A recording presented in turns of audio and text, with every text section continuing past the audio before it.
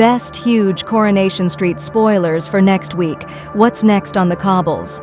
Next week's Coronation Street will see Michael accuse Ed of starting the fire, while Tracy gives in to temptation with Tommy. Meanwhile, Bethany hides her money troubles from Daniel. Here's a look at 8 big moments hitting screens. As Ed prepares to be taken in for questioning following the builder's yard fire, he's horrified when Michael asks if he started the fire himself. Ed denies it, but it's clear that Michael isn't convinced. During his interview with D.S. Swine, Ed confesses to accidentally knocking over some white spirit but insists that he didn't cause the fire. Later, Ed is devastated when Mikhail accuses him of the crime. Michael realizes his mistake.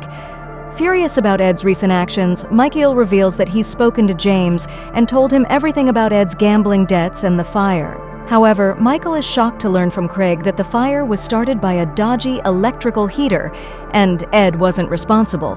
Michael is relieved by the news, but will he be able to make amends with Ed? Tracy is tempted by Tommy.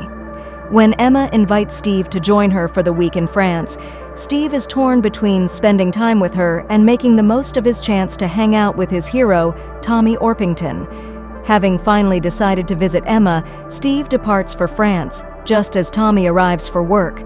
Meanwhile, Kevin, Tim, and Kirk try to tempt Tommy into having drinks at the pub, but Tracy is having none of it. As Tracy and Tommy spend some more time alone, sparks fly. Tommy confesses his feelings for Tracy. When Toya notes how attractive Tommy is, Mary decides to play matchmaker and tries to enlist Tracy's help to bring Toya and Tommy together.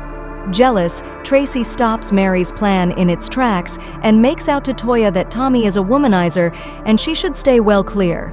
Later, Tommy admits that he fancies Tracy and the pair share a kiss. Bethany receives a knockback. Daniel finds Bethany hard at work on an article in the cafe, but she refuses to tell him what it's about.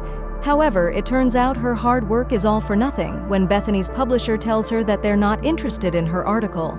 Later, Daniel reminds Bethany that it's her turn to buy tea, but Bethany makes out she's too busy working.